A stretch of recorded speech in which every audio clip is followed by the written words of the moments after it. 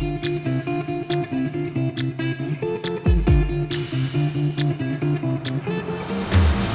chilly but thankfully clear and dry morning greeted riders ahead of stage 2 of the FNB Wines2Whales Pinotage at Oak Valley Estate. The front few rows of A batch were populated by young university students from 7 institutions who were racing for the honour of being crowned the Varsity MTB champions after 3 days. Known as Playday, the stage has gained legendary status for its unending single tracks, purpose-built bridges and berms and amazing gears. 34 seconds down on tucks after day 1, the UCT pair of Richard Simpson and Michael Lamprecht opened the taps early on in an effort to put Andries de Groene and Anthony Joubert under pressure early in the 59-kilometre stage. The tactics worked well as they began to open up a sizable lead. De Groene and Joubert of tucks had spent much of day 1 on the limit as they chased back after an early mechanical. In true mountain biking parlance, they had cashed checks on day 1 that their legs couldn't honour on day 2. They were in energy overdraft. Stellenbosch University had Mornay Hollander and Michael Sutton sitting in 3rd place. They were nearly half an hour off the searing pace being set by UCT at the front. Northwest University's Brendan van Heerden and Christo Boertes had slipped back, and NMU's Jan Venter and Munro Munich were in 4th place.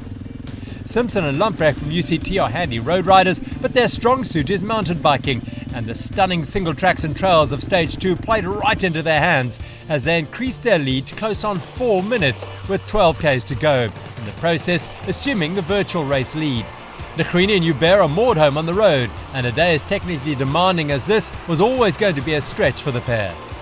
One of the day's highlights was the swing over Pofara Bridge with its spectacular waterfall in the background.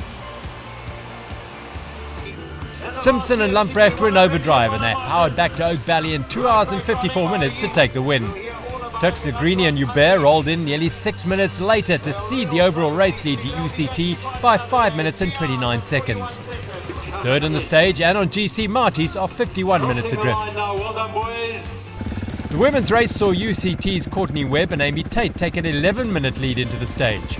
Second place Susan Kruger and Catherine Pello-Jarman of Marties tried to take the racing to UCT early, but then they faded midway through the stage, and Webb and Tate dictated the pace while opening up a 5.5-minute lead.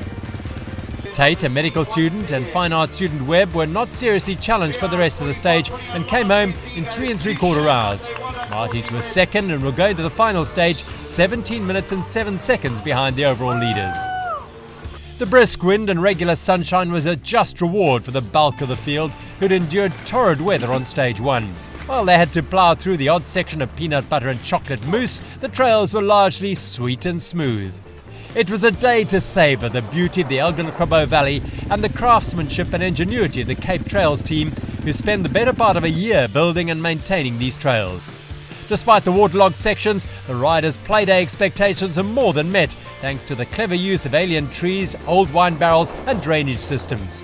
There were a few riders who could vouch for the soft, forgiving nature of the mud as they overcooked a corner or ran out of trail or talent, but no serious damage done. That, after all, is what mountain biking is all about. A good shower, a massage, a wash and lube for the bikes, and they'd be ready for Stage 3's ride down to Onrus.